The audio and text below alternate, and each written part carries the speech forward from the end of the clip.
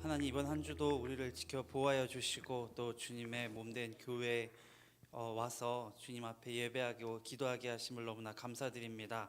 주님 앞에 기도하는 이 시간을 더없이 소중하게 여기고 기도의 자리를 잘 지키며 우리에게 다하게 하신 그 귀한 사명, 또 주님의 성령 충만하여서 감당할 수 있도록 주님 은혜와 힘을 허락하여 주시옵소서. 우리의 기도를 들어주실 주님을 의지합니다.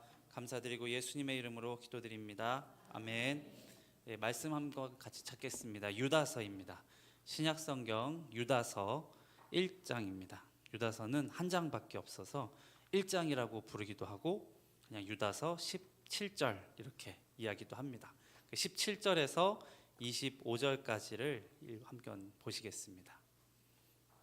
17절부터 25절까지 한 절씩 교독하시고 마지막 절을 함께 읽으시겠습니다. 사랑하는 자들아, 너희는 우리 주 예수 그리스도의 사도들이 미리 한 말을 기억하라. 마지막 때에 자기의 경건하지 않은 정욕대로 행하며 조롱하는 자들이 있으리라 하였나니, 이 사람들은 분열을 일으키는 자며 육에 속한 자며 성령이 없는 자니라. 너희는 너희의 지극히 거룩한 믿음 위에 자신을 세우며 성령으로 기도하며 하나님의 사랑 안에서 자신을 지키며 영생에 이르도록 우리 주 예수 그리스도의 긍휼을 기다리라. 의심하는 자들을 긍휼히 여기라. 또 어떤 자를 불에서 끌어내어 구원하라. 또 어떤 자를 그 육체로 더럽힌 옷까지도 미워하되 두려움으로 긍휼히 여기라. 능히 너희를 보호하사 거침이 없게 하시고 너희로 그 영광 앞에 흠이 없이 기쁨으로 서게 하실 이. 같이 읽겠습니다. 곧 우리 구주 홀로 하나이신 하나님께 우리 주 예수 그리스도로 말미암아 영광과 위엄과 권력과 권세가 영원 전부터 이제와 영원토록 있을지어다. 아멘.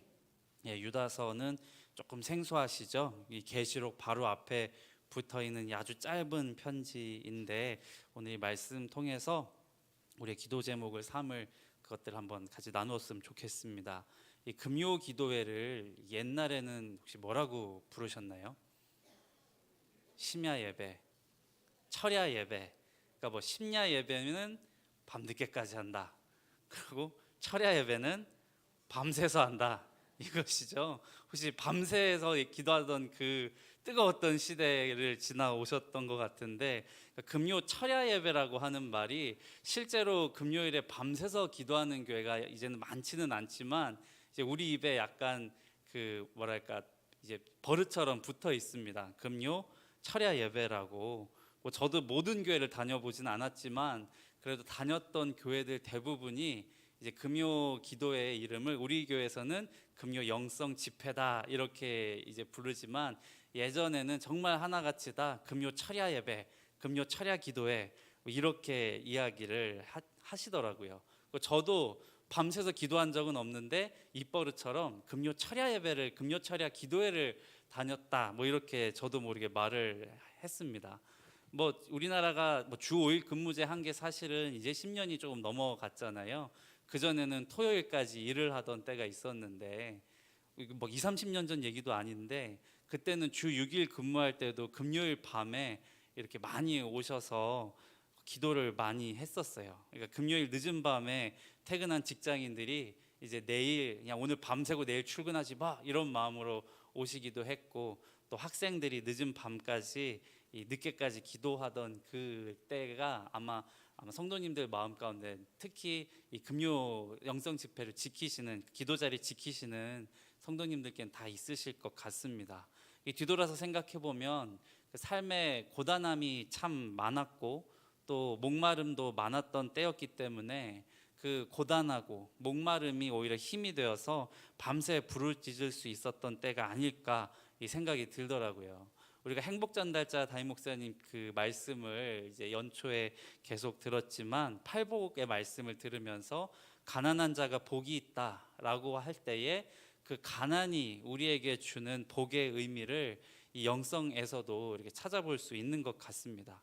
저도 이제 아무래도 저는 가정이 깨어진 상황에서 이렇게 자라기도 했고 또 삶 자체가 이렇게 안정적이지 못했기 때문에 그랬는지 저도 금요기도회를 참 좋아했어요. 그래서 누구는 뭐 말씀 듣다가 주님 만났다 이랬는데 저는 필리핀에서 금요기도회 때 이제 신앙도 없는데 남들 기도하는 그 틈사구니에서 눈 감고 이렇게 가만히 있다가 예수님이 주님이신 걸 고백하면서 제가 신앙생활을 시작을 했거든요. 그러다 보니까는 뭔가 금요기도회 때 기도하는 그게 내 신앙의 시작인 것 같다는 그런 마음과 추억이 있어서 믿음이 없어가지고 교회를 안 나갈 때도 주일은 안 지켜도 금요기도회는 지키는 나름 금요성수를 하고 살았었던 기억도 있습니다. 성도님들께서 신앙생활을 하시면서 언제 기도를 제일 열심히 제일 많이 했었을까를 한번 이렇게 신앙의 삶을 이렇게 되돌아보시면은 참 여러 가지 이야기들이 많이 있을 것 같아요. 가만히 있어도 앉으나 서나 기도가 절로 나오는 그 고난의 때, 또 시련과 아픔, 또 황당함 때문에 한숨 대신 주여 주여 소리가 대신 나오기도 하고, 잠도 안 와가지고 자다가 일어나서 기도를 하고, 걱정이 너무 많이 되니까 이제 그렇게 됐을 때 정말 주님 앞에 간절히 또 매달리면서 이제 기도하지 않으셨습니까? 우리가 뭐 오장육부가 끊어서 녹아내리는 정도로 애통한 마음으로 기도한다라고 했을 때 그 오장육부가 끊어지고 막 녹아내리는 것 같은 거는 사실은 이게 스트레스가 그 정도로 심하다는 얘기거든요. 내가 너무 걱정이 많이 들어서 낙심되어서, 낙심이라고 하는 말 자체도 너무 재밌는 말입니다. 내 마음이 뚝 떨어진다는 얘기예요.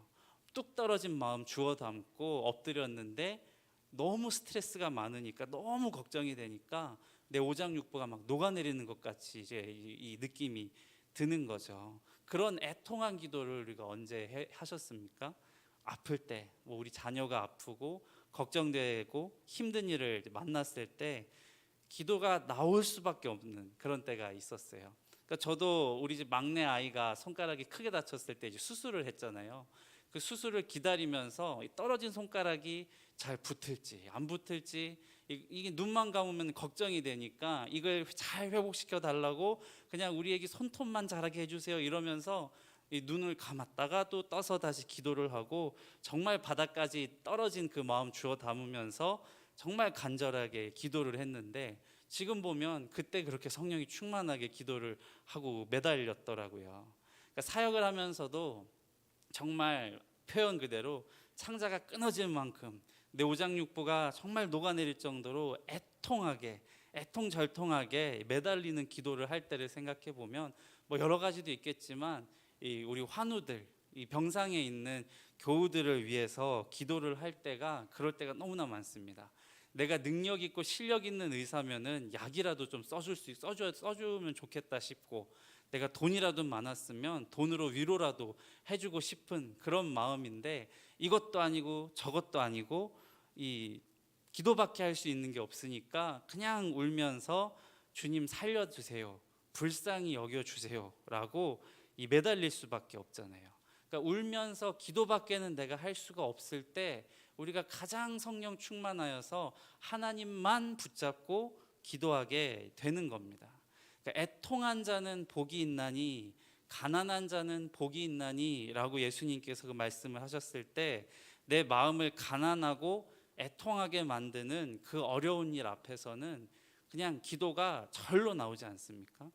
나를 성령 충만한 기도로 이끌어가는 것, 그 기도의 자리로 이끌어가는 것이 이 나의 심령을 가난하게 하고 나를 애통하게 하는 그 십자가와 같은 일들인데, 이걸 믿음의 눈으로 우리가 보지 못하면 그냥 그 괴로운 인생이 해석이 안 돼가지고 그냥 저냥 힘들어만 하고 괴롭기만 할 것 같습니다.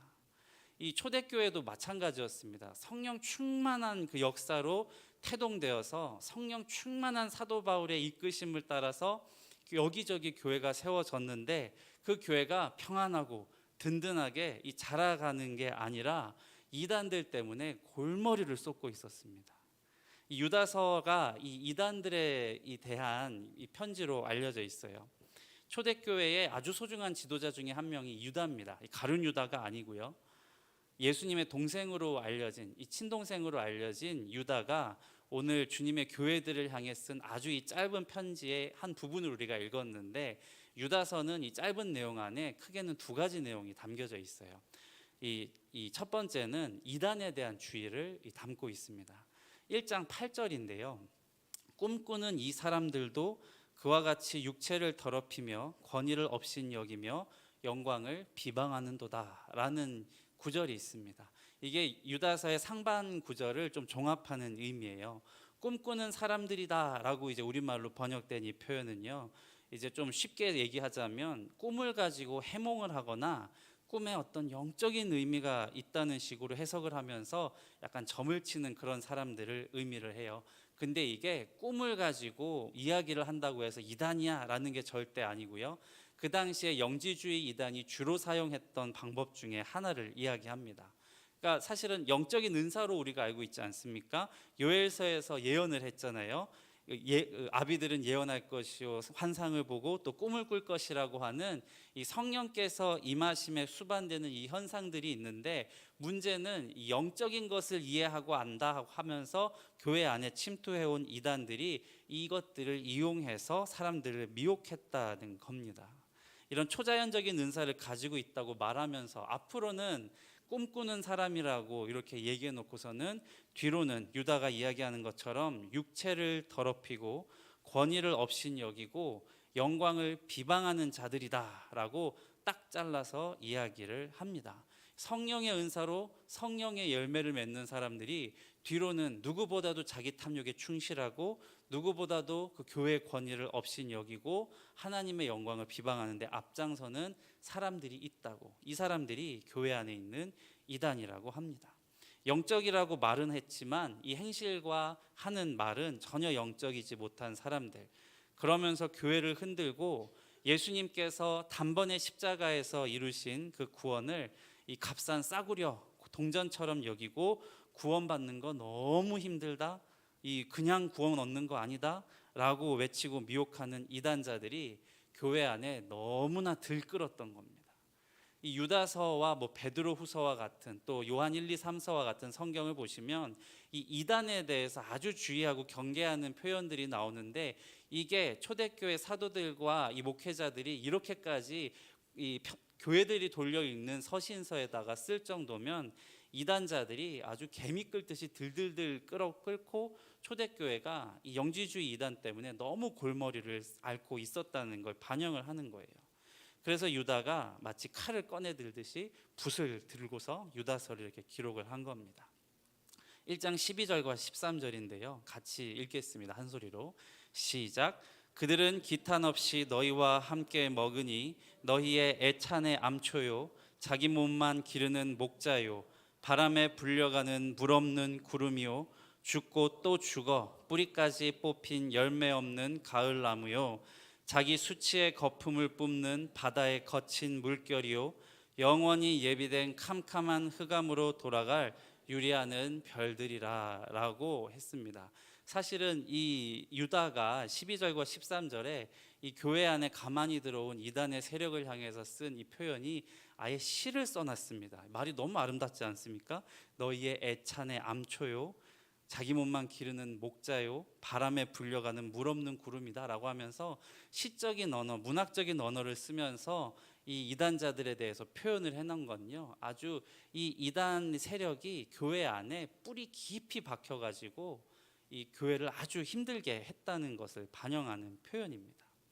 교회 밖에 있는 불신자들에 대한 이야기가 아니고 교회 공동체 안에 들어와서 기탄 없이 같이 먹고 마시는, 뻔뻔하게 교회 사람들과 교우라고 친우라고 이야기하면서 교회 안에 공동체 안에 들어와서 함께 먹고 마시면서 그래놓고 자기 손으로 교회 멱살을 붙잡고 뒤흔든 사람들을 향해서 유다가 이렇게 표현을 해놓은 겁니다. 이단은 꼭 교회 안에 있습니다. 교회 밖에 있으면 유다가 이렇게 써놓지도 않았을 거예요. 기탄 없이 이 서스름 없이 교회 안에서 성도들과 함께 먹으면서 애찬의 암초다. 애찬이라고 하는 건 우리가 애찬식이라고 하는 그 애찬 있죠. 음식을 나누고 서로 이렇게 교제를 나누는 그 교제의 암초 역할을 했고요. 성도의 교제를 방해하고 회방하고 자기 몸만 기르는 목자, 바람에 불려가는 이 물 없는 구름이 되어서 교회 공동체를 좀먹고 병들게 한다고 유다가 그렇게 기록을 하고 있습니다. 그래서 실제로 이단들의 주 타겟은요, 예수를 안 믿는 사람, 아니면 아예 불교나 이슬람교나 이런 아예 생뚱맞은 다른 종교를 믿고 있는 사람들이 아니라 예수 믿는 사람들이 주 타겟입니다. 잘못 믿고 있다.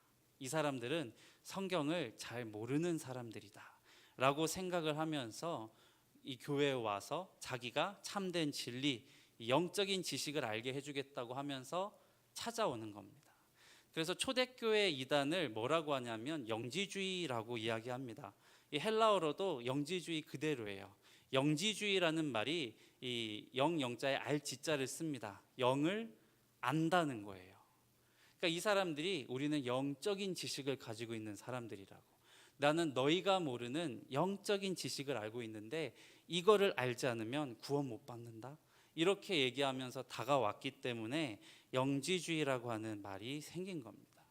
그 우리가 아주 잘 아는 신천지 추수꾼이라고 하죠. 이 교회 그 이단에서 훈련된 사람들이 교회에 들어와서 교회를 분열하게 하고 서로 대립하고 대적하게 만드는 사람들, 이 사람들의 주 타겟이 기성교회와 예수 그리스도를 믿고 있는 성도들이라고 하는 이야기입니다. 그래서 유다와 베드로와 요한이 이토록 이 성경 안에 굳이 이것을 쓰기까지 이단들에 대해서 기록을 해놓은 것이에요. 이단들은요, 더 알아야 된다고 미혹합니다. 그리고 내가 알고 있는 영적인 지식을 믿어야 됩니다 라고 미혹을 합니다. 그렇게 대충 믿으면 천국 못 가니까 나를 따라와서 한번 보자 라고 하는 게 이단의 18번이 됩니다. 주 예수님께서 십자가에서 단번에 이루시고 오직 믿음으로 얻게 하신 이 값진 구원을 싸구려 복음 아니냐, 어떻게 그렇게 살아서 구원받는다고 하냐라고 치부하면서 이것도 해야 되고 저것도 해야 되고 이것도 알아야 되고 저것도 알아야 된다고 자기 자신도 제대로 지지 못할 멍에를 지도록 만드는 겁니다. 그래서 이단이 외치는 구원은 오직 믿음으로 얻는 구원이 아니라 행위 구원이 되는 것이에요. 믿음은 성령 하나님께서 택하신 자들에게 허락하신 조건 없는 선물입니다. 이단들은 그런데 뭘 자꾸만 애를 쓰고 기를 쓰고 박박 우기고 해야 된다고 미혹하면서 이 교회가 잘못 가고 있어, 이거 바로 잡아야 돼, 이렇게 주장하면서 주님의 몸된 공동체의 분열과 오해와 편견을 자꾸만 생산해내는 거예요. 이런 이단들이 오늘날에 들끓는 게 아니라 이미 초대교회에서부터 예수님의 제자들이, 사도들이 이 교회를 세우고 이 교회를 돌면서 말씀을 전하는 그때에서부터 이미 교회 안에 이 이단들이 있었다는 겁니다. 이단들로 골머리를 앓던 초대교회에 이 유다가 건넨 처방이 오늘 읽은 17절부터의 말씀이에요. 17절, 18절, 19절을 제가 읽겠습니다. 사랑하는 자들아, 너희는 우리 주 예수 그리스도의 사도들이 미리 한 말을 기억하라. 그들이 너희에게 말하기를 마지막 때에 자기의 경건하지 않은 정욕대로 행하며 조롱하는 자들이 있으리라 하였나니 이 사람들은 분열을 일으키는 자며 육에 속한 자며 성령이 없는 자니라 라고 합니다. 중요한 건 예수 그리스도의 사도들이 미리 한 말을 기억하라 라고 한 이 말이에요. 예수 그리스도의 사도들, 예수님의 제자들이 이 주님을 믿는 이 초대교회를 돌면서 뭐라고 얘기했냐면 이단들이 생겨날 것이다 라고 이야기한 겁니다. 그들이 너희에게 말하기를 마지막 때에 자기의 경건하지 않은 정욕대로 행하며 조롱하는 자들이 있으리라 라고 한 거예요. 그러니까 이런 사람들이 있으면 안 됩니다, 이러면 안 됩니다 라고 한 게 아니라 사도들이 이 교회들을 돌면서 이야기를 해준 겁니다. 그런 사람들은 반드시 있습니다. 반드시 이런 사람들이 있으리라고 사도들이 미리 건네주었다, 이 말씀을 해주었다고 기록을 하고 있어요. 제발 교회 공동체 안에 없었으면 하는 그 불편한 사람, 믿음도 없이 미혹하고 자기 정욕대로 살고 조롱하고 비웃는 사람들이 교회 밖에만 이렇게 있는 게 아니라 교회 공동체 안에 있으리라고, 반드시 있을 것이라고 알려주었다는 겁니다. 그리고 그것을 반드시 분별하라고 한 것이에요. 그런 게 아예 없으면 얼마나 좋겠습니까? 우리 모두가 가진 미련함과 정욕에 치우치기 쉬운 우리 본성을 따라서 우리가 애써 가꾼 밭에 잡초가 부지런히 자라나는 것처럼 이단과 정욕을 따라 행하는 어리석은 자들이 교회 안에, 예수 그리스도의 그 몸된 교회 공동체 안에도 있을 수밖에 없다고 미리 알려준 겁니다. 그래서 유다는 성도들에게 교회에 가만히 들어오니 몇 사람들에 대해서 영적으로 대비하라고 이야기를 하는 거예요. 이게 바로 유다서에서 전하고 있는 두 번째 핵심 메시지입니다. 이단들에 대해서 이야기하고 이 이단들에 대하는 우리들은 어떻게 이것을 대해야 되는가라고 이야기를 하는 건데요. 20절부터 23절에 유다가 그것을 이야기하고 있습니다. 이건 함께 읽었으면 좋겠는데요. 20절부터 23절 함께 읽겠습니다. 시작. 사랑하는 자들아, 너희는 너희의 지극히 거룩한 믿음 위에 자신을 세우며 성령으로 기도하며 하나님의 사랑 안에서 자신을 지키며 영생에 이르도록 우리 주 예수 그리스도의 긍휼을 기다리라. 어떤 의심하는 자들을 긍휼히 여기라. 또 어떤 자를 불에서 끌어내어 구원하라. 또 어떤 자를 그 육체로 더럽힌 옷까지도 미워하되 두려움으로 긍휼히 여기라 라고 이야기를 합니다. 짧게 요약하면 믿음 위에 자신을 세우라. 성령으로 기도하라. 하나님의 사랑 안에서 자신을 지켜라. 그리고 그리스도의 긍휼을 기다리라. 그리고 이 다음에는 우리가 기다리고 얻어낸 그 그리스도의 긍휼을 우리의 다른 사람들에게, 의심하는 자들을 향해서, 또 믿지 않는 자들을 향해서 그 긍휼을 베풀어라 라고 이야기를 합니다. 예수 그리스도의 긍휼을 기다리는 건요, 믿음을 의심하는 자들까지도 긍휼히 여기는 기다림이고요, 죄는 미워하되 사람은 미워하지 않고 긍휼히 여길 수 있는 그 긍휼로서 하는 기다림이 되는 겁니다. 우리가 이전에 성령이 충만해서 하나님 앞에서 울며 불며, 또 어떤 분은 막 떼굴떼굴 구르면서 기도했다라고 표현하는 그 분들도 있으시잖아요. 그때 하나님 앞에서 뒹굴면서 했던 그 기도는 어떤 기도였습니까? 내가 사랑을 해야 하는데 긍휼히 여겨야 하고 용서해야 된다고 하나님은 말씀하시는데 도무지 못하겠습니다. 하나님, 나는 하나님의 말씀 따라 사는 게 너무너무나 힘듭니다. 그런데 그렇게 살아내려고 애쓰는 이 인생조차도 너무나 괴로워서 못 견디겠습니다. 도와주십시오. 하나님이 아니면 어떻게 해주실 수가 없을 것 같습니다. 사랑을 해야 되는데, 긍휼히 여기면서 내가 기다려줘야 되는데 내가 주님의 말씀을 순종하는 게 너무나 괴롭습니다 라고 이 혈기 넘치는 자아하고 내 자아와 싸우면서 주님 사랑하며 살게 해달라고 하는 기도를 하시지 않으셨습니까? 저만 그랬습니까?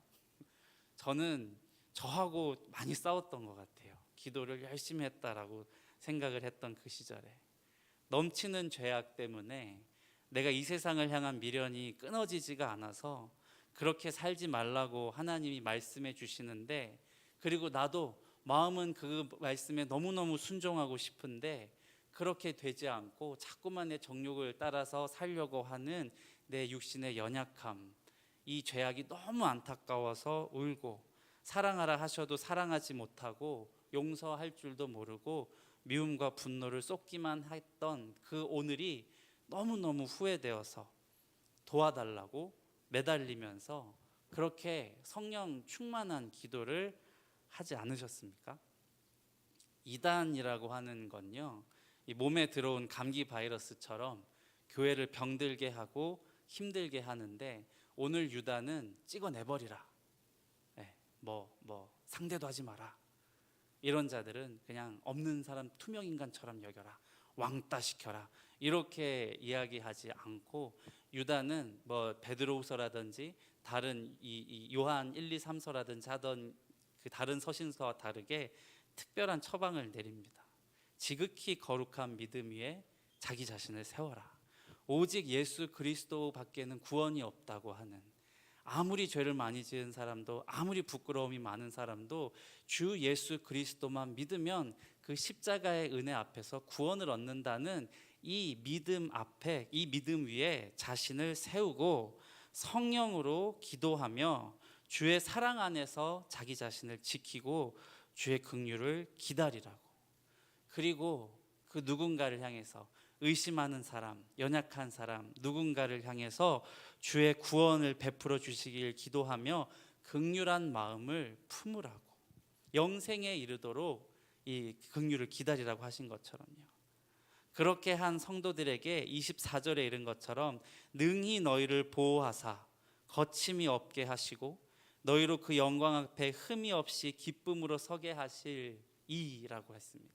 이 이야기는 하나님께서 능히 우리를 보호하시고 우리에게 거침이 없게 하시고 우리로 그 영광 앞에 흠이 없이 기쁨으로 서게 해주신다는 약속입니다.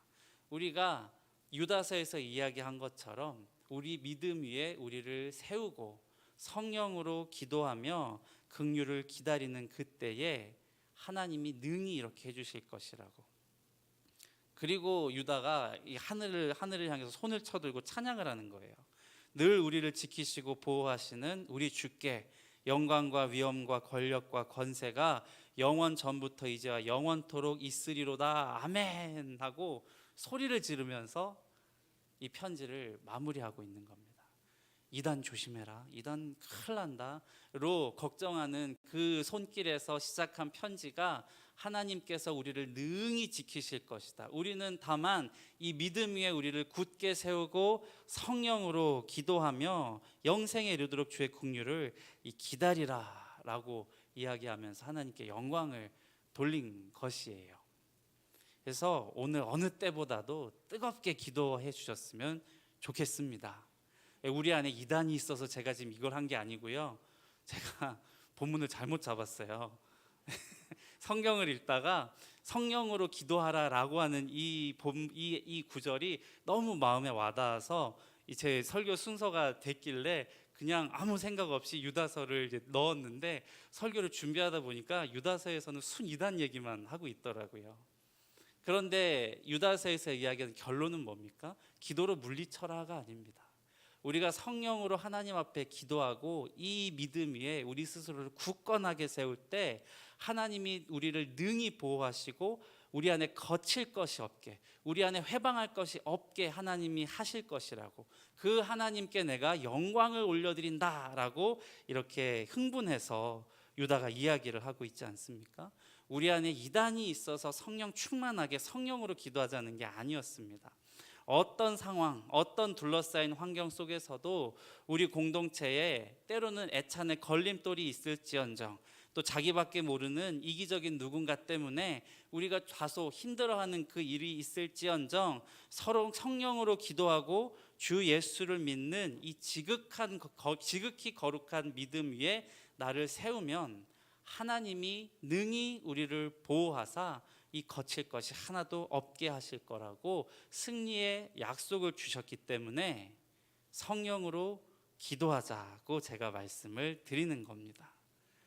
이 환경을 이겨나가는 그것은 나의 의지나 내 능력이나 이 환경이 알아서 잘 풀려나가는 것으로 되어지는 게 아니라고 하나님이 말씀해 주시는 겁니다. 성령 충만하게 해달라고, 나의 믿음 없음을 불쌍히 여겨주시고 주 예수를 믿고 의지하는 믿음 위에 나를 세워달라고 간절히 오늘 주신 말씀처럼 기도하는 그 사명의 기도를 다하는 저와 우리 성도님들이 되시기를 주님의 이름으로 간절히 축원드리겠습니다. 우리 찬양하실 때 주일에 불렀던 찬양인데요. 우리 보좌 앞에 모였네 함께 주를 찬양하며 함께 찬양하시고 또 기도하시겠습니다.